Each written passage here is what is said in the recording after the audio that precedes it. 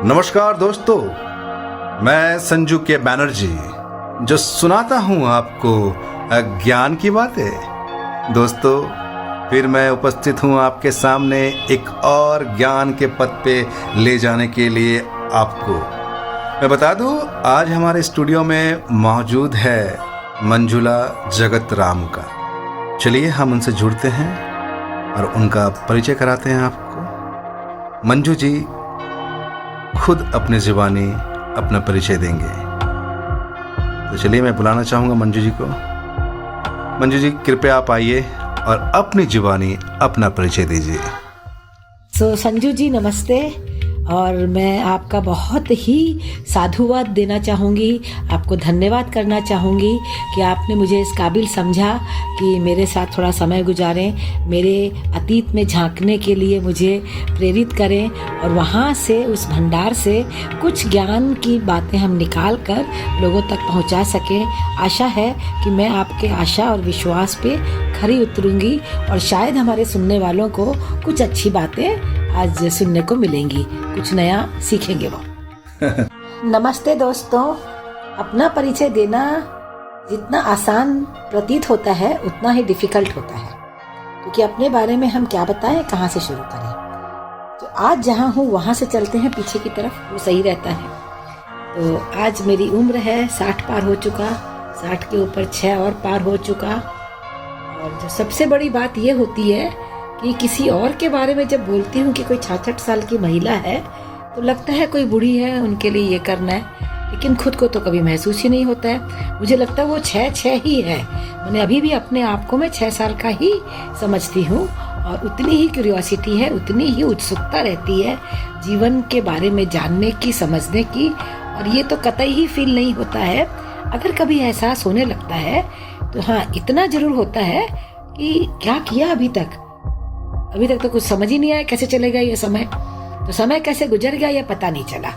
और ये बात जरूर सीखी जिंदगी से कि समय कैसे गुजर जाता है इसका पता कब नहीं चलता है, जब हम हर क्षण को एंजॉय करते हैं, हर वो चीज हम करते हैं जो हमारे मन लायक होती है। तो मेरे जीवन की जो सबसे बड़ी उपलब्धि यही है कि मैं कभी जल्दी से परेशान नहीं होती हूँ। परेशानियां बहुत है, जैसे लोग अक्सर पूछते हैं और सब ठीक है, तो मेरा उत्तर यही होता है, देखो कुछ ठीक नहीं है, मैं ठीक हूँ। चीजें सब ठीक हो सकती हैं लेकिन शायद आप ठीक नहीं हो। तो मैं हमेशा ठीक रहती हूँ, क्योंकि मैं चौथी कन्या हूँ। एक मारवाड़ी परिवार में पैदा हुई थी, आज से 66 साल पहले कलकत्ते में पैदा हुई थी और बंगाल के माहौल में बड़ी हुई हूँ। और मारवाड़ी माहौल में खाना पीना, उठना सोना हुआ है। और 20 साल की उम्र में कलकत्ता छूट गया। तो मंजू जी, आप कोलकाता से मुंबई कभी आए? 1977 में आई। और कोलकाता में कितने वर्ष रहे हैं? 20 साल। 57 की पैदाइश हूँ। चमक उठी सन 57 की, वो तलवार पुरानी थी। आगे बोलिए, आगे बोलिए। ये पूरी सुभद्रा कुमारी चौहान की कविता है। नहीं, आप बोलिए ना, प्लीज, अच्छा लगे। सिंहासन हिल उठे, राजवंशों ने भ्रिकुटी तानी थी, बूढ़े भारत में भी आई फिर से नई जवानी थी। दूर फिरंगी को करने की सबने मन में ठानी थी, चमक उठी सन 57 की, वो तलवार पुरानी थी। तो हम स्कूल में जो हमारा पूरा बैच था वो 57 का था और इसलिए हम सारे लोग एकदम संवेद स्वर में इस कविता को एक्चुअली में गाते थे। तो आपकी पढ़ाई मैंने हिंदी और बांग्ला दोनों में हुई? हिंदी मैंने मेन हमारा लैंग्वेज हिंदी था। अच्छा। वैसे इंग्लिश, बंगाली, दोनों भाषाएं थी, तीनों भाषाएं थी। First language, second language. First language English थी, हिंदी थी, second English and third Bengali. Bangla आप अच्छी तरह से बोल लेते हैं? बोलती तो, क्योंकि बम्बई कलकत्ता छूट गया है 45 साल से। लेकिन एक हमारा बहुत बड़ा सौभाग्य रहा है कि जहाँ भी रही हूँ बाहर में, मैं यूपी में रही हूँ, बिहार में रही हूँ, राजस्थान में रही हूँ और पिछले 30-32 साल से बम्बई में हूँ, तो मुझे पड़ोस हमेशा बंगाली मिला है। मेरी पड़ोस ने हमेशा बंगाली मिली है। जहाँ भी जाती हूँ मैं बंगाली ढूंढ लेती हूँ, बंगालीज मुझे ढूंढ लेते हैं। तो बंगाली बोलने का अभ्यास मेरा बिल्कुल नहीं, कतई नहीं छूटा है। तो आप बांग्ला में कुछ सुना सकते हैं ये गाना? साथ में गाते चलिए। दोनों साथ में गाएंगे।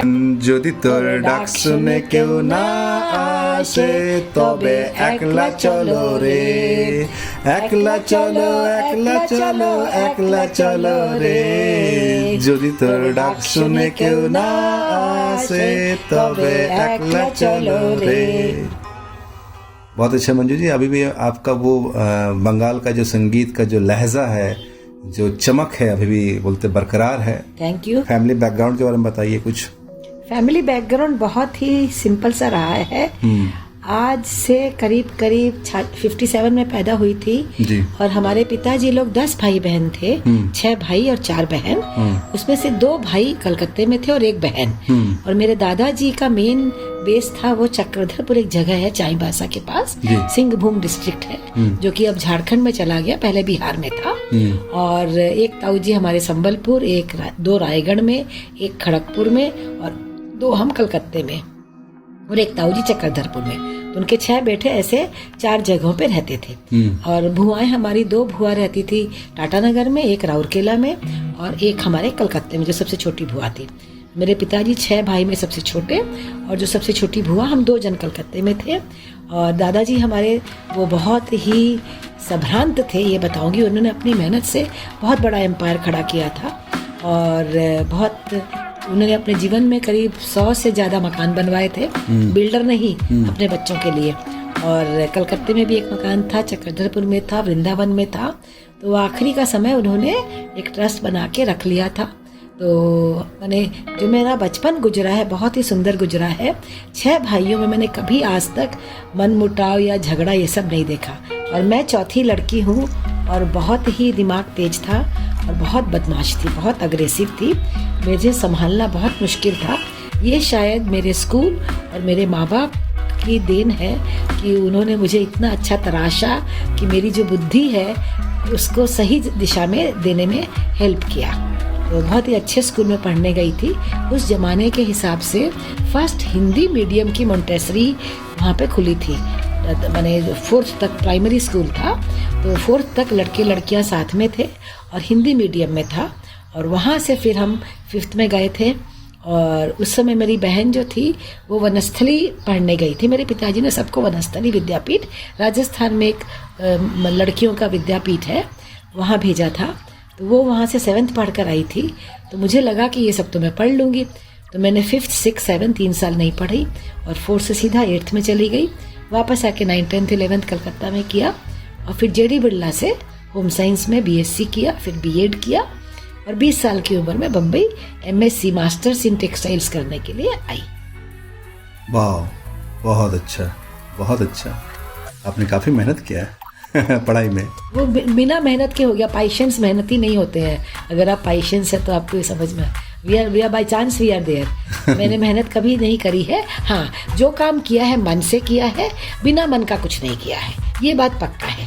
मैंने इमोशनल कोशेंट जो है वो समझ में आ रहा है कि अगर मैं इमोशनली कोई चीज़ में इन्वॉल्व नहीं रहूँगी तो मैं नहीं कर सकती। दिखाने के लिए, किसी और को खुश करने के लिए मैंने कभी कुछ नहीं किया।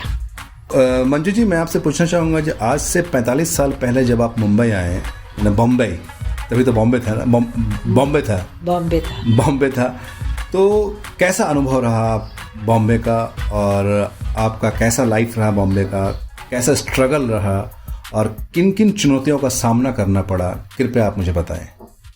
स्ट्रगल तो मुझे नहीं लगता मैं कभी भी किसी दौर भी किसी भी चीज़ को मैंने स्ट्रगल समझा या चुनौती समझा। हाँ, बदलाव है कि ये सब ऐसा सिचुएशन था, ऐसा हो गया।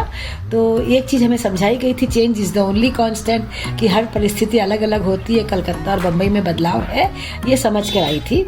और जो सबसे इंटरेस्टिंग चीज़ मुझे याद है अभी तक भी, क्योंकि मेरी बड़ी दीदी जो थी उनकी शादी नेवी ऑफिसर से हुई थी। वो नेवी नगर में यहाँ रहते थे और हमारा चर्चगेट में यूनिवर्सिटी था, वहीं मेरा एडमिशन हुआ था। और उसके बाद हम जू कैंपस शिफ्ट कर गए थे। तो 3 दिन के बाद ही, क्योंकि मैं कलकत्ते में बहुत ही खुशनसीब रही हूँ, जेडी बिरला इंस्टीट्यूट जो है बिरला का इंस्टीट्यूट है और बहुत सुंदर अच्छी सी बिल्डिंग, साफ़ सुथरी और बहुत डिसिप्लिन्ड है। मैंने हम लोग बिल्डिंग देख के पढ़ने गए थे, जैसे आजकल लोग करियर चूज करते हैं, तो करियर से मतलब नहीं था, बिल्डिंग अच्छी लगी थी बोल के पढ़ने चले गए थे। क्यों, इसका क्या रीजन है? बिल्डिंग अच्छी लगी मतलब? साफ सुथरी अच्छी जगह थी। साफ सुथरी अच्छी जगह तो हर जगह होती है। नहीं, हर जगह नहीं, तो वही तो बता रही हूँ। तो बॉम्बे आई तो यहाँ पे चर्चगेट में पाटकर हॉल के ऊपर वो कॉलेज था।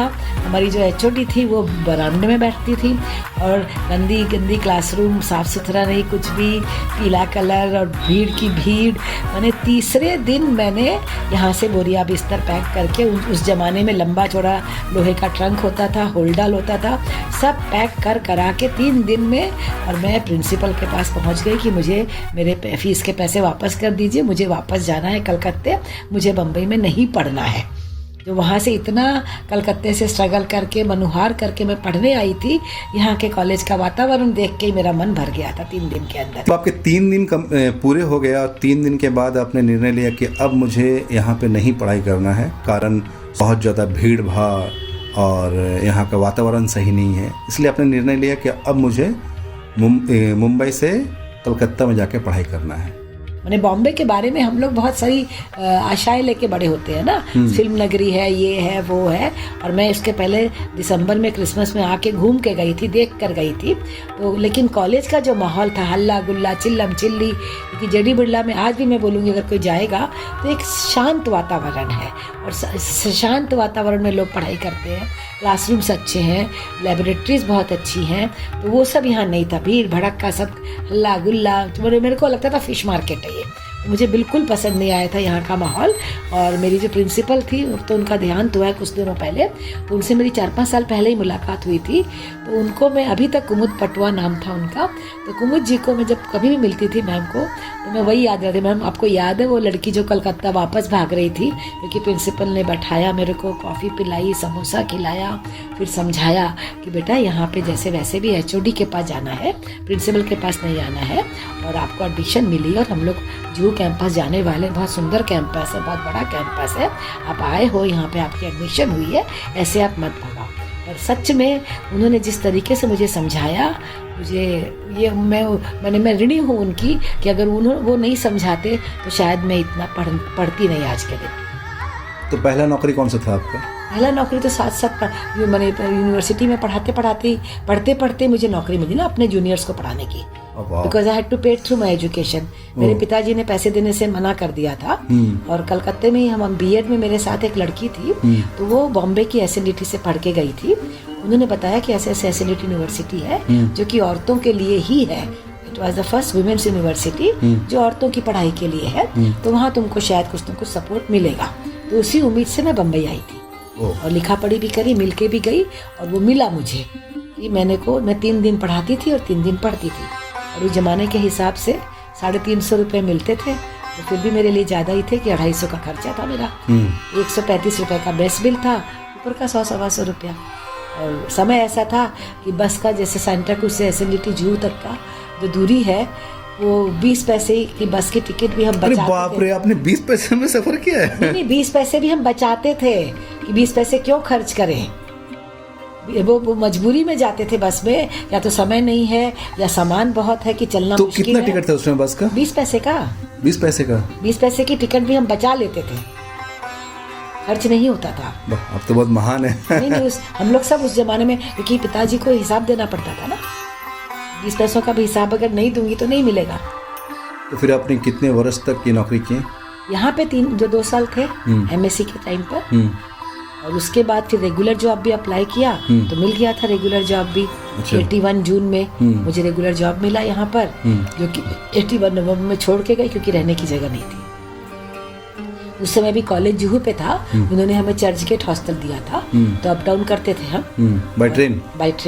और फिर उसके बाद उन्होंने बोला कि नहीं, अगले टाइम से तो बाहर कहीं हॉस्टल में दिला देंगे, लेकिन मैं जिस तरह के माहौल से आई हूँ, मुझे मालूम था कि मुझे बाहर कहीं रहने की परमिशन नहीं मिलेगी घर से, इसलिए छोड़ के गई। और उस समय मन था बाहर जाने का, अमेरिका जाने का, तो यहाँ से पंतनगर एग्रीकल्चर यूनिवर्सिटी है, अब तो उत्तराखंड में चला गया, पहले यूपी में था। अच्छा। तो वहाँ पर एक साल का अडॉक जॉब था, तो मैंने यहाँ से छोड़ के वहाँ ज्वाइन किया, और वहीं से जीआरई टॉफल सब दिया, एडमिशन। यूपी में पहली बार गई रहने के लिए, तब समझ में आया कि अगर अमेरिका गई तो वापस आके क्या करूंगी, वापसी नहीं है, तो अमेरिका जाने का मन खत्म हो गया फिर। और कुछ परेशानियां भी थी, मेरी माँ का देहांत हो चुका था। कभी माँ का देहांत कभी पहले ही हुआ, हायर सेकेंडरी के पहले ही मेरी माँ का, सन 1973। उनको गए 50 साल हो गए। 50 साल। और आपके फादर? फादर ने दूसरी शादी करी, तो my father was also little advance. उन्होंने एक विडो से शादी करी थी। ओके। तो वो ठीक है, उन्होंने अपना किचन संभाल लिया, अपनी बेसिक जिम्मेवारियां संभाल ली, ज़्यादा वो कोई चीज़ में इंटरफेयर नहीं करती थी। तो मेरा छोटा भाई था, तो 12 साल का था, तो उसको पढ़ाया सीए वगैरह, वो CA all India first ranker है, उसकी शादी। तो घर की तरफ मेरी कुछ जिम्मेवारियां, किसी ने मुझे बोला नहीं था लेकिन मुझे लगा कि मेरी जिम्मेवारी है, क्योंकि मैं फर्स्ट जनरेशन पढ़ लिख के चली। तो अरुण को भी थोड़ा गाइड किया, थोड़ा घर के बारे में संभाला, तो इसलिए फिर मेरे को लगा कि नहीं, बाहर जाने का ज़रूरत नहीं है, भी मेरे परिवार को मेरी ज़्यादा ज़रूरत है। और मैं क्योंकि उस तरह के प्रोफेशनल बैकग्राउंड से नहीं आती हूँ कि इतनी पढ़ाई हो गई, अब ऊँची जाके पढ़ाई करो आगे और अपना करियर बनाओ। ये उस जमाने में हमारे जैसी लड़कियों के दिमाग में तो उतनी बात भी नहीं थी जितना मुझे मिल गया था। मैंने इतना पढ़ लिया था, वही हमारे समझ से बाहर की चीज थी, तो आगे का तो हम सोच ही नहीं सकते थे। तीसरी नौकरी क्या किया आपने? उसके बाद पंतनगर से वापस आई, तो अरुण का सीए फाइनल वगैरह था, 6 महीना घर संभाला मैंने। और फिर उसके बाद फिर दोबारा निकली, तो फिर तो कई इंटरव्यू कॉल्स वगैरह हर जगह अप्लाई कर देते थे, लिखा पढ़ी बहुत करती थी, तो हर जगह का एप्लीकेशन जाता था। तो मुझे वनस्थली विद्यापीठ है, वहाँ नौकरी मिली। पिलानी एक मंडेलिया कॉलेज खुला था, वहाँ ज्वाइन किया। तो 3-3 महीने मैंने 3 नौकरियाँ छोड़ी, 3-3 महीने की, यहाँ करती वहाँ करती, क्योंकि पंतनगर एग्रीकल्चर यूनिवर्सिटी, शायद आप लोग अगर जानेंगे तो एशिया का फर्स्ट एग्रीकल्चर यूनिवर्सिटी है, और बहुत ही सुंदर और बहुत ही लाजवाब कैंपस है। मुझे नहीं लगता उस जमाने में वैसा कैंपस और कहीं होगा, और उसकी यूनिवर्सिटी की बहुत अच्छी अच्छी गाथाएं हैं।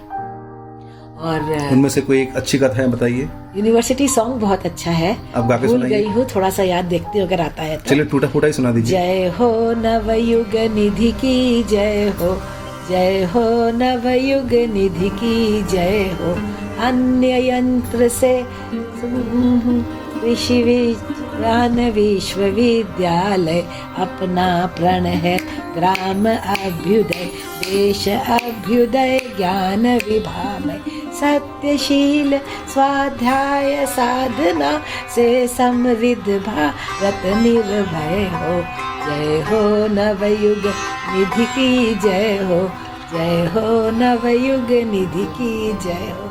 It was very inspirational. और गाँव में जाके काम करना, देश की खुशहाली के लिए काम करना, ये प्रेरणा मुझे वहीं से मिली।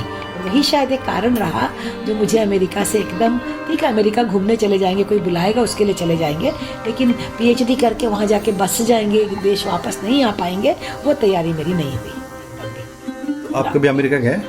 कुछ गई हूँ। कितने बार? अभी एक ही बार गई, 2018 में परिवार में एक शादी थी, उसके लिए गई। तो कैसा अनुभव करते हैं अमेरिका और इंडिया का? थर्ड रेट सिटीजन हो आप, सीधी सी बात हो।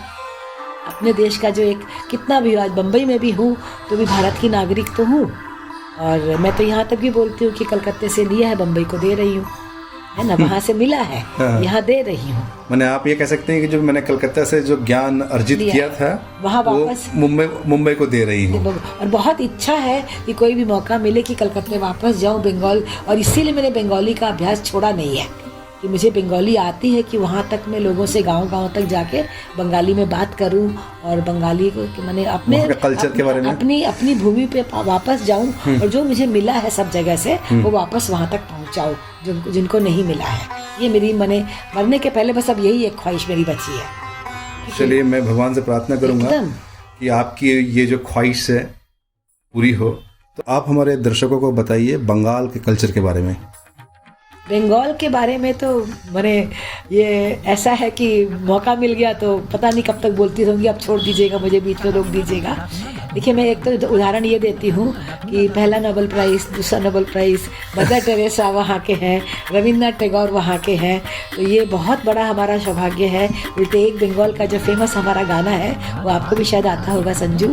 धन धान्य पुष्पे भरा आमादेर এই বসুন্ধরা, তাহার মাঝে আছে দেশে সকল দেশে সেরা, সে যে স্বপ্ন দিয়ে তৈরি, সে যে স্মৃতি দিয়ে ঘেরা, এমন দেশকে কোথাও খুঁজে পাবে না গো তুমি, সকল দেশের রানী সেজে আমার জন্মভূমি, সেজে আমার জन्मभूमि, सेजे আমার जन्मभूमि।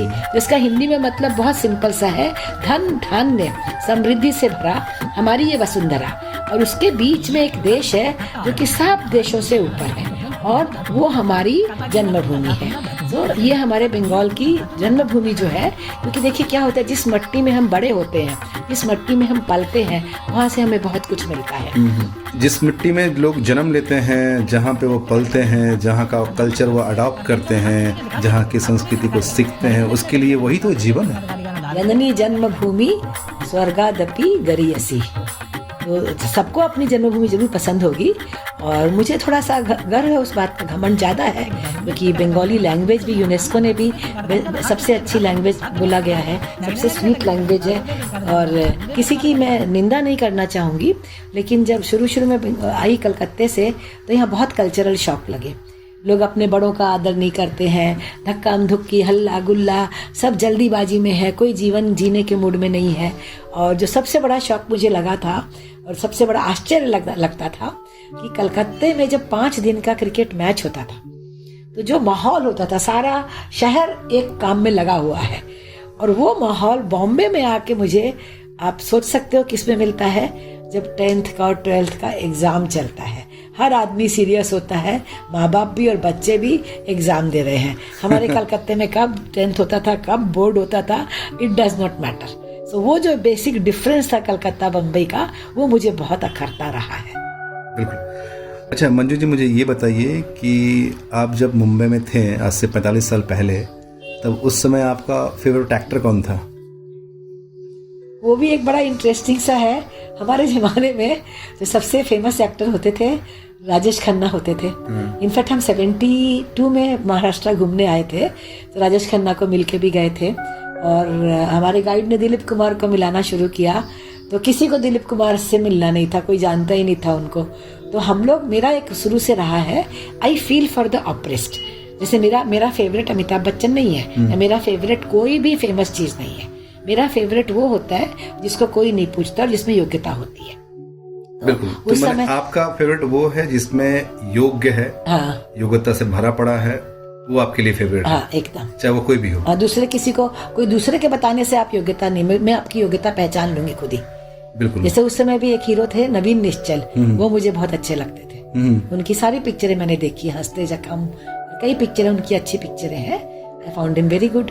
मतलब आपके फेवरेट एक्ट्रेस भी इतना कुछ नहीं है, ध्यान नहीं है उतना। मधुबाला?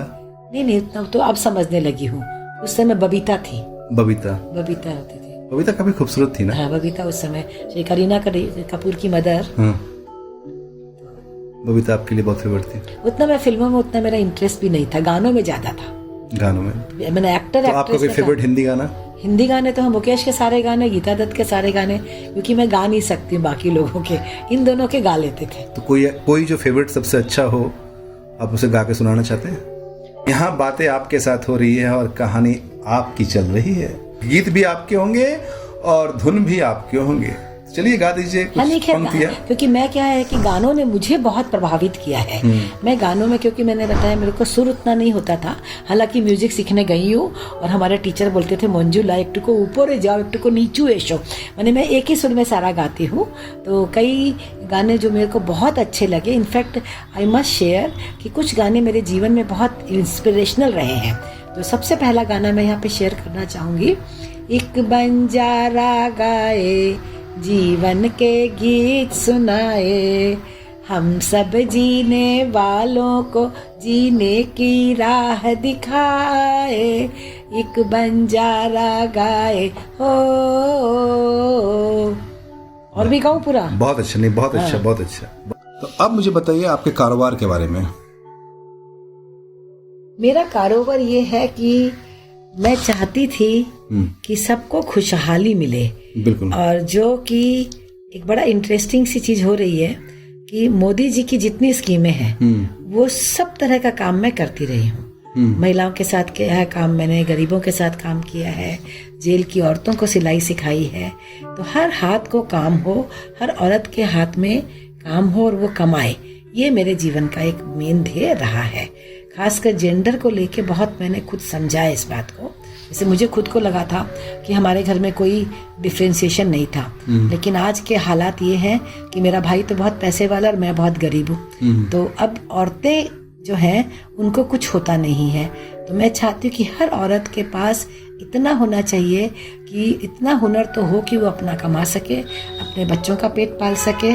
और ये बात तो आप मान के चलोगे संजू कि एक आदमी अगर कमाएगा ना तो वो पहले अपने पे खर्च करता है, फिर बच्चों या घर पे खर्च करेगा। और एक औरत अगर कमाती है तो वो अपने पे खर्च नहीं करती है।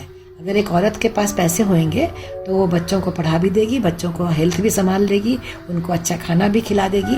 तो औरतों को अगर हम लोग आर्थिक रूप से सक्षम करें तो हमारे देश का सब कुछ अपने आप सही हो जाएगा। उनकी standard of living, quality of life सब अच्छा हो जाएगा। तो मैं महिलाओं के साथ काम करती रही हूँ और यही मेरा कारोबार तो नहीं है, इसको एक संस्था के जैसे ले जाना है कि मेरे जाने के बाद भी चलती रहे। और वही स्ट्रगल है। तो रोज़ गुरुदेव का जो गाना हम लोगों ने गाया था, सबसे पहले वही गाना सुनती हूँ कि आज से इतने सालों पहले गुरुदेव ने ये गाना नहीं लिखा होता अगर उसकी ज़रूरत हमें नहीं पड़ती। तो वो गाना मुझे बहुत इंस्पायर करता है कि जो तो डाकशु ने क्यों ना आशे तो भाई अकेला चलो रे। तो बस अपनी यात्रा है, अपने जीवन का ध्येय है, अपन काम करते रहेंगे। और गीता में कृष्ण ने समझाया ही है कि अपना काम करो, मेरा अधिकार मेरे कर्म पे है, फल पे नहीं है। दूसरी बात मैं आपसे ये जानना चाहूँगा कि आपके जीवन में आपने बहुत उतार चढ़ाव देखा है, बहुत परिस्थितियाँ, बहुत सारी नौकरियाँ किए हैं, बहुत कुछ किया है आपने। तो आप जीवन को क्या समझते हैं? जीवन है क्या? जीवन जैसा कि मैं बताया ना, कृष्ण को थोड़ा थोड़ा मैं मानने लगी हूँ। तो वो हमारी स्क्रिप्ट लिखी हुई है, हमारा बताया हुआ है कि हमको क्या क्या करना है। जैसे जैसे रोल मिलता गया हम करते गए हैं। जहाँ बोला नौकरी कर ली, जहाँ बोला छोड़ दी। तो कुछ ये चीज़ एक चीज़ जो मैंने फॉलो करी है कि मुझे अगर कुछ मिलता नहीं है तो मैं अपसेट नहीं होती हूँ। पढ़ लिख के नौकरी नहीं मिली, मैं हताश नहीं, लोग हताश हो जाते हैं। कोई भी काम करते हैं, अगर वो काम नहीं होता है तो मुझे ये संतुष्टि रहती है कि मैंने अपनी हर संभव कोशिश करी, अब हरी इच्छा। तो मुझे ऐसा लगता है कि वो जो कोशिश करने का दौर है वो बहुत अच्छा दौर है, क्योंकि मैं कम से कम बिजी हूँ, व्यस्त हूँ, कुछ मेरे सामने एक ऑब्जेक्टिव है और वो शायद मुझे कुछ सिखा रहा है, मेरा समय अच्छा गुजर रहा है। ये ऐसा मेरा अपना, उसको लोग आप सेटिस्फैक्शन बोल दीजिए, उसको कंपनसेशन बोल दीजिए, कुछ भी नाम दे दीजिए। तो आज भी आप सीखना चाहते हैं कुछ भी नया? हाँ, जिंदगी हर रोज एक नया कुछ सिखाती है। तो सीखने में आप इंटरेस्टेड हैं? एकदम। कितना? जितना मिल जाए, जितना समझ लूं। हम लोग जब पैदा हुए थे तो हमारे घर में टेलीफोन भी नहीं था। टेलीफोन आया, और आपको अगर ध्यान होगा जब नया नया मोबाइल आया था, ये वाला नहीं, स्मार्टफोन नहीं, सिंपल वाला, सिंपल फोन, तो भी हम लोगों को उठाना रखना नहीं आता था। वो ऑन कैसे होएगा, ऑफ कैसे होएगा, मुश्किल से हुआ। और स्मार्टफोन तो खैर बहुत ही स्मार्ट है, हम तो बहुत पीछे हैं उसमें। तो कंप्यूटर बहुत पहले बाद में आया। शुरू में कंप्यूटर खरीद के लाए थे तो उसमें सिर्फ हम हैंगमैन खेला करते थे। तो जितनी भी टेक्नोलॉजी हुई है आती गई, और अभी तो इतनी सारी आ गई है तो समझ नहीं आता है। तो जितनी हमारी ज़रूरत है, जितना हमको समझता है उतना हम लोग सीख लेते हैं। रोज़ कुछ तो भी एक नई आइटम समझ में आ जाती है, कुछ मैंने learn is important, unlearn is very important. कुछ सीखा हुआ उसको भूलना भी पड़ता है। जैसे मेरे एक जिया जी हैं, वो नेवी वाले, वो मैकेनिकल इंजीनियर है, उनका बेटा इलेक्ट्रॉनिक इंजीनियर है। तो मेरी दीदी बताया करती थी कि बाप बेटा हमेशा झगड़ते हैं क्योंकि उनको मशीनों में तेल देने की आदत है, जंग लग जाएगा। अब कंप्यूटर में आप तेल नहीं दे सकते हैं, तो ये चीज़ समझनी पड़ेगी कि इस मशीन में तेल नहीं लगेगा। तो उस तरह की चीज़ें समझनी तो पड़ेगी ना कि आप क्या चीज़ देंगे, क्या नहीं देंगे। तो बहुत सारी चीज़ों को अनलर्न करने की ज़रूरत पड़ती है। बिल्कुल बिल्कुल, नई नई चीज़ों को सीखना ज़रूरत पड़ती है और सीखना भी चाहिए। एकदम। गिलास को खाली करते रहेंगे तभी तो भरेगा ना। बिल्कुल बिल्कुल। और मैंने सुना है कि ज्ञान बांटने से ही बढ़ता है। आपको बता दें कि गुलजार साहब ने कहा था कि मैं बहुत पहले एक पेड़ के साथ जुड़ गया था जिसमें इतने फल दिए कि आज तक ख़त्म नहीं हो रहे हैं। वो बात कर रहे हैं बिमल रॉय साहब के साथ में। गुलजार साहब जब बिमल रॉय साहब के साथ में जुड़े और उनके साथ में उन्होंने काम किया और उन्होंने जो ज्ञान दिया, तो आज तक वो बॉलीवुड में बांट रहे हैं। कहते हैं कि ज्ञान बांटने से कभी कम नहीं होता है। बिमल रॉय साहब ने अनगिनत ज्ञान उन्हें दिया, अनगिनत बातें बताई, अनगिनत बोलते हैं ना कविताएं, कहानियां उन्हें सिखाई, और उन्हीं के बेस पे आज गुलजार साहब आज बॉलीवुड में इतना अच्छा, आज तक अच्छा कर रहे हैं। That's very interesting. Incidentally Bimal Roy की फैमिली के साथ मैं थोड़ा जुड़ी हुई हूँ। अच्छा। उनकी वाइफ जो थी, वो हमारे ऊपर, जो मैंने बताया ना, बंगाली नेबर, तो इस जगह में मेरी जो गार्जियन है, मैं सिंगल हूँ, तो मेरी गार्जियन एक बंगाली फैमिली है, तो वो बिमल रॉय की भांजी है। अच्छा। तो बिमल रॉय के माने उनका बेटा जॉय भी यहाँ आ चुके हैं, और उनकी लड़कियां, एक तो तातू जी का तो डेथ हो गया, यशोधरा जी का तो 3 लड़कियां थी उनकी, बड़ी वाली रिंकी दी, तो सबको जानती हूँ, और काफ़ी मेरा मतलब उनके साथ इंटरेक्शन भी हुआ है, और बहुत ही मतलब वो नहीं जो बंगाली, खासकर दोलंदी की जो भाई की बहू माने अपर्णा सेन ऑल्सो इज हर को सिस्टर इन लॉ, तो मैंने बंगाल और बंगाल के कल्चर के साथ तो जुड़ी हुई हुई, इसीलिए और लगातार काम पड़ता रहता है। ये तो बहुत अच्छी बात है कि आप मुंबई में भी बंगाल को जोड़े रखे हुए हैं। एकदम मुंबई में ज्यादा बंगाली मुझे दिखने लगे हैं। तो आप यहाँ पे जाते हैं, ये काजोल और रानी मुखर्जी का जो दुर्गा पूजा होता है? काजोल वाली में कम जा पाई हूँ, to be very frank. Abhijit Bhattacharya वाले में भी जाती हूँ, बिकॉज मेरे काम को लेके मैं स्टॉल लगाया करती हूँ। अच्छा। तो इधर कई सालों से जॉय मुखर्जी का जो यारी रोड में होता है ना, तो वो छोटी सी पूजा होती है। मुझे भीड़ भड़क्का जरा कम पसंद है। अच्छा। जैसा कि मैं भीड़ से थोड़ा दूर रहती हूँ, तो ज्यादातर मैं जॉय मुखर्जी के वहाँ पे 5 दिन माँ के पास बैठ के आराम से भोग खाती हूँ और स्टॉल लगा के बैठ जाती हूँ। इस बार मैं गया था, ये जॉय मुखर्जी साहब की जो वाइफ है पंजाबी है? पंजाबी, नीलम जी। नीलम जी, हाँ। तो नीलम जी बहुत ही मान्यता से पूजा करती है, बहुत प्रेम से करती हैं। उनके दोनों बेटे, फिर उनकी बहू, उनका पोता, और वहाँ पे वो लोग रोज शाम को परफॉर्म करवाते हैं। तो वहाँ पे परफॉर्म करने वाले हमारे पहचान के लोग ही आते हैं। कालीनाथ जी मिश्रा ने परफॉर्म किया था जी। एक दिन धनश्री पंडित आई थी, वो हर बार आती हैं वहाँ पर। अच्छा, कोई थिएटर वाला बड़ा नाम है, उनका नाम क्या है? प्रीता माथुर। प्रीता माथुर, उसके हस्बैंड का नाम? वो थे दिनेश ठाकुर थे। हाँ, दिनेश ठाकुर की वाइफ भी वहाँ पे आती है ना? वो तो देखिए, पहले उनकी पहली वाइफ थी मीनाक्षी ठाकुर। तो मीनाक्षी जी से मेरा बहुत अच्छा दोस्ती है। अच्छा। और अब बाद में पिताजी थे। हाँ। तो पिताजी से भी है दोस्त, सबसे ही है। अपनी तो बाबा मेरी तो ना कहा उसे दोस्ती, ना कहा उसे बैर। बिल्कुल, कोई दुश्मन नहीं है।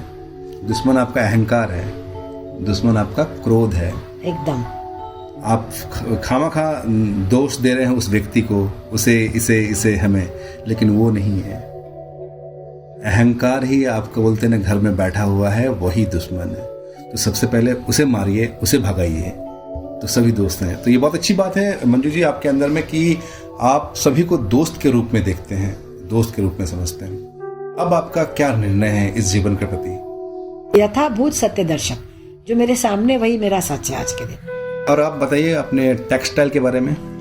टेक्सटाइल्स के बारे में 3 बातें बहुत सुंदर है कि एक तो जब मैं इंट्रोड्यूस करती हूँ नए बच्चों को, तो उनको यही बताते हैं टेक्सटाइल्स को हम लोग सनराइज इंडस्ट्री बोलते हैं। क्योंकि देखिए, जैसे जो सोशियो इकोनॉमिक फंडा है कि आज आप X कमा रहे हो, कल आप X+1 कमाओगे, परसों आप X+2 कमाओगे, तो भी खाना आप वही खाओगे, रोटियां आप उतनी ही खाओगे जितनी आज खाते हो, चावल उतना ही लोगे जितना आज खाते हो, वो ज़्यादा नहीं होगा आपका।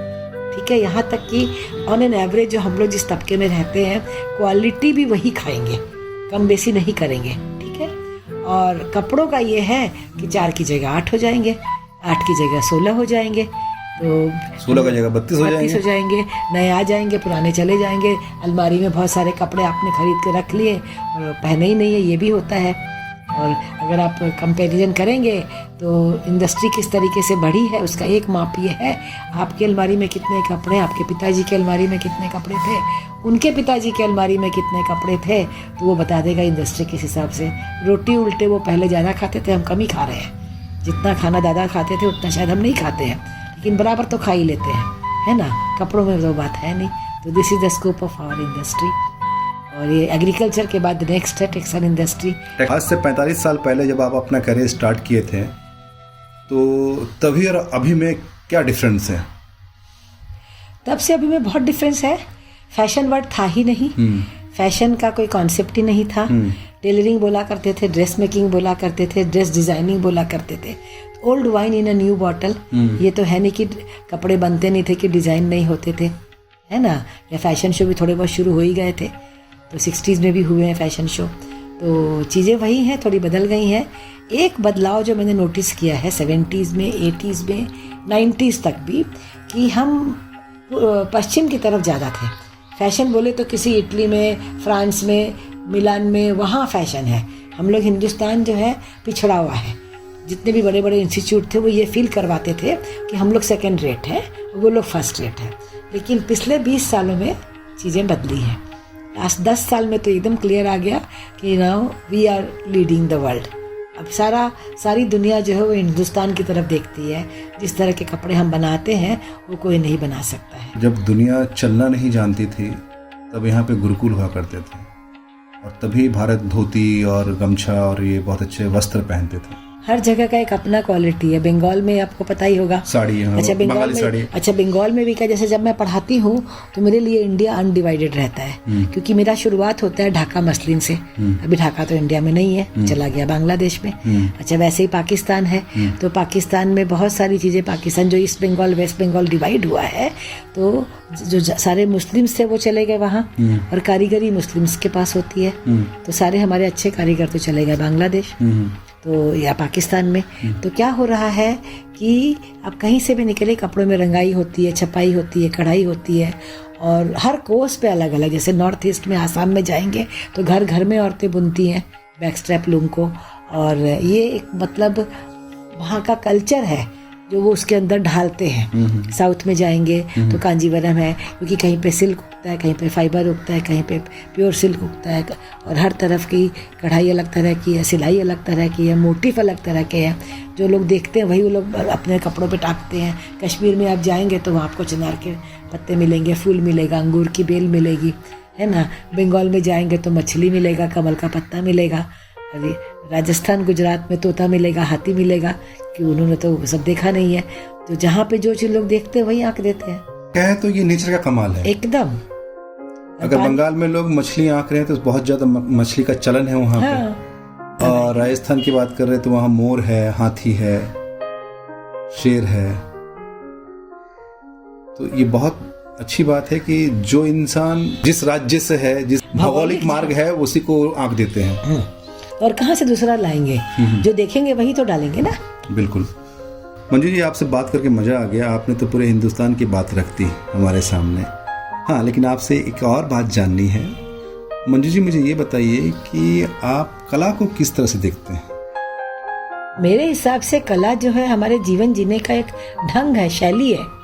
कलात्मकता जो है वो स्पिरिचुअल कनेक्ट है, कि कला अगर हमारा जीवंत है तो हम जिए हैं, हम अलाइव है, नहीं तो हम मर चुके हैं। अगर हमारे में कला नहीं है तो अगर मैं गा नहीं सकती, अगर मैं किसी अच्छी चीज को अप्रिशिएट नहीं कर सकती हूँ, म्यूजिक नहीं है, संस्कृति नहीं है, तो मुझे नहीं लगता कि हम जीने के काबिल भी रहेंगे। फिर आदमी और जानवर में कोई फर्क ही नहीं रहेगा। हम इंसान है, ये चीज को हम समझ पाते हैं कला के थ्रू। भारतीय संगीत को आप कहाँ देखते हैं? भारतीय संगीत में जहाँ मिलावट है फिल्मी, उसको अपन अगर दूर कर दें तो जो क्लासिकल बेस है, और दोनों बात आता है, क्लासिकल भी और फोक भी। हमारे यहाँ का जो फोक संगीत है, मैं फोक की बहुत बड़ी फैन हूँ। वो भले ही बंगाल का हो, भले ही मालवा का हो, भले ही नॉर्थ ईस्ट का हो, भले ही झारखंड का हो, जहाँ का भी फोक म्यूजिक है, फोक कल्चर है, वो मुझे बहुत लुभाता है शुरू से। और उसके अंदर क्लासिक का बेस तो है ही। खासकर मैं कबीर फेस्टिवल से जुड़ी हुई हूँ। कबीर को हिंदुस्तान में हर प्रांत में अलग अलग तरीके से लोग गाते हैं। जैसे बंगाल में हम लोग बाउल के रूप में गाते हैं, है ना, तो अलग अलग लालन फकीर का गाना है। तो जो हमारे यहाँ, और दूसरा जो मुझे लगता है भक्ति संगीत भी, मीरा के पद है, या जो भी भक्ति तुलसी की सुर की जो रचनाएं हैं, या रामायण है तरह तरह से, वाल्मीकि का या तुलसी का, रामायण की जो पंक्तियाँ हैं। खासकर मेरी माँ राधे श्याम रामायण गाया करती थी। हालांकि उनके देहांत को 50 साल हो गया है। कभी काम पड़ेगा तो उनकी आवाज़ मेरे पास अभी भी कैद है मेरे कंप्यूटर में। उनकी आवाज़ कैद करीबी है। एक ज़माने में स्कूल में टेप हुआ था, फिर से बदलते बदलते पहुंची भी है मेरे पास। तो वो राधेश्याम रामायण गाया करती थी। तो म्यूजिक हमारे जीवन में बसा हुआ है, उसके बिना हम जी नहीं सकते हैं। म्यूजिक माने मरते हैं तो माने जितना पूजा पाठ होती है, जो पंडित होते हैं तर्पण भी करते हैं तो एक श्लोक से करते हैं। नवरात्रि चल रही है तो पूरे हिंदुस्तान में अलग अलग तरीके से ये 9 दिन मनाए जाते हैं। तो और सबसे बड़ी बात जो मन करेंगे तो हर माने राज्य का एक अलग अलग संगीत है, एकदम अलग अलग कल्चर है, अलग अलग पहनावा है, अलग अलग मिठाइयाँ हैं, अलग अलग स्वीट्स है। और माँ दुर्गा जब अभी बोलते हैं ना नवरात्रि का समय है और अलग अलग तरीक़ा से वो लोग सब एंजॉय करते हैं। मंजू जी, आज की युवा पीढ़ी के लिए आप कोई संदेश देना चाहेंगे? मुझे लगता है जो मैंने अपने जीवन में 3 या 4 जनरेशन देखी है, अब जो युवा पीढ़ी आ रही है जेन जेड, ये अपने आप में बहुत ही सुंदर है और बहुत ही तरीके से क्लैरिटी है उनको जी। उनको जिम्मेवारी है अपने माँ बाप को संभालने की, उनको जिम्मेवारी है अपने आप को कुछ बनाने की। हम जब छोटे थे तो हमें कोई पढ़ी ही नहीं थी कि हमको क्या बनना है और हमें कमाना है। आज के 10 साल के बच्चे को भी ये क्लैरिटी तो है कि मुझे कमाना है, मुझे इस लायक बनना है कि मैं कमा सकूं, मैं अपना खर्चा पानी उठा सकूं, मैं इंडिपेंडेंट हूँ। वो लोग यूट्यूबर हैं, अभी से कमा रहे हैं। तो आज की युवा पीढ़ी से तो हमें सीखने की ज़रूरत है, उनको सिखाने की ज़रूरत नहीं है। मैं बहुत क्लैरिटी से समझती हूँ, खासकर पढ़ाती रही हूँ तो मैंने अपने स्टूडेंट से ही सब ये कंप्यूटर कैसे सीखा है। लड़कियाँ जो आती रही हैं घर पे क्लासेस लेती रही हूँ, उन्होंने ही सिखाया मुझे ईमेल करना या कुछ भी करना, कंप्यूटर को कैसे यूज करना, टेलीफोन को कैसे। जब टेलीफोन आया था सामने एक बच्चा था 8th स्टैंडर्ड का, तो उसी को आवाज़ देती थी कि भैया ये कैसे ऑफ होएगा, कैसे ऑन होएगा। तो क्योंकि वो बच्चों ने तो बचपन से यही देखा है ना, तो वो हमारे टीचर है भैया। हम ये सोचते हैं कि हम उनको सिखाएंगे, तो वो गलतफहमी में मैं बिल्कुल नहीं हूँ। तो वो आपको सिखाते हैं? वो हमको सीखना है कि नहीं, वो हमारे पे डिपेंड करता है। अब बहुत किसी भी घरों में जाइए तो पोतियाँ दादियों को सिखा रही है, दादियाँ क्या सिखाएंगी पोतियों को? वी लर्न, नोबडी टीचर्स अस। तो ये जो गलतफहमी है, ठीक है टीचर हूँ, कमाती हूँ, रोजी रोटी का है तो हूँ टीचर, लेकिन सीखती उनसे हूँ ना। मैं तो बोलती हूँ, मैं तो घर पे प्राइवेट सिखाती हूँ तो मैं वही बोलती, फीस तुम दोगी और सीखने वाली मैं हूँ। अपन क्रॉस चेक करेंगे किसने किससे क्या सीखा। बहुत कुछ मैंने स्टूडेंट से सीखा है, ये सच्चाई है। एक छोटा सा उदाहरण देना चाहूँगी, आपको मज़ा आएगा। बहुत पुरानी बात है, मेरी भतीजी 85 में पैदा हुई थी, तो 86 के आसपास की बात है। उसने बोलना नहीं सीखा था, तो कलकत्ते में एक लेदर एक्सपो लगा था, तो हम गए थे, कुछ हमने पर्स वर्स खरीद लाए, ठीक है। और अब उसको खोल रहे, बंद कर रहे, देख रहे हैं, तो एक बक्कल था जो हमसे खुल ही नहीं रहा था। हम कोशिश कर रहे थे खोलने की, तो ये लड़की 8-9 महीने की थी, थोड़ा सा रखती थी, वो आके बैठी हम लोग के पास, उसने फट से उठाया और खोल दिया, क्योंकि उसके जूतों में वही था। ऊपर से देखने में बक्कल है लेकिन पट्टा नहीं है उसके अंदर में वो टिच बटन था, तो प्रेस था, तो फट से उसने खोल के बता दिया। शी सॉ स्ट्रगलिंग, उसको समझ में आ गया बच्चे को कि इनको पता ही नहीं है खुलेगा कैसे। तो आज की युवा पीढ़ी से सीखना पड़ेगा, आज की वाली बच्चे से, छोटे बच्चे से तो आप इतना कुछ सीख सकते हैं। ये तो साइंटिफिकली प्रूफ है कि जितनी क्रिएटिविटी आप में 4 साल में थी वो 40 साल में नहीं है, खत्म हो गई आपकी क्रिएटिविटी, क्योंकि आप एक्सपेरिमेंट करते थे। मैं छोटी सी एक बात आपको बताऊंगी जो कि मैंने जीवन जीने के लिए बहुत कुछ बच्चों से सीख सकते हैं। मैंने यहाँ पे, मेरा ये बहुत लंबा है और इतना भरा हुआ नहीं रहता था, खाली रहता था थोड़ा, तो मैंने कई बार एक्सपेरिमेंट किया है। एक 7 महीने का बच्चा आप विजुअलाइज कीजिए, पेट के बल खसक रहा है, ठीक है, आप ये रख दीजिए, आप कुछ देर के बाद एक फीट के बाद ये रख दीजिए, उसकी जैसी नजर इस पे पड़ेगी ना, ये उसको मुंह में ले रखा है, वो फट से छोड़ेगा और जाके उस पे हाथ मारेगा। आप 1 फीट के बाद कुछ और रख दीजिए, जैसे उसकी नजर उस पे पड़ेगी वो इसको छोड़ेगा और उसको लेगा। बच्चा रैंग रहा है, रैंगते हुए किसी कोई एक चीज, एक बॉल पड़ा हुआ रहा, कटोरी एक बॉल पड़ा हुआ है, उस बॉल को फिर से उन्होंने पकड़ लिया, और सामने फिर आगे एक जाएंगे तो उससे बड़ा बॉल है, बड़ा नहीं, चम्मच कोई भी नहीं, एक चम्मच से मान लीजिए, चम्मच कोई चीज, तो ये बॉल को छोड़ देगा, पहले वाला बॉल को जैसे ही नजर पड़ेगी वो तय करता है कि मुझे वो चाहिए। अच्छा, और जैसे ही वो चाहिए डिसाइड करता है, उसका समझ में आ जाता है कि वहां तक पहुंच सकता हूँ मैं, वो फट से इसको छोड़ देगा और उस पर लपक जाएगा। तो इस पे विज्ञान क्या और ज्ञान क्या है इसका? ज्ञान वही है ना कि हम छोड़ने को तैयार नहीं है, अनलर्न जो मैं बोल रही हूँ, बिल्कुल बिल्कुल, कि मैं ये छोड़ूंगी तब मुझे वो मिलेगा। अच्छा, मुझे ये भी चाहिए और वो भी चाहिए, I want to have the cake and eat also and keep also, तो नहीं होने वाला दोनों।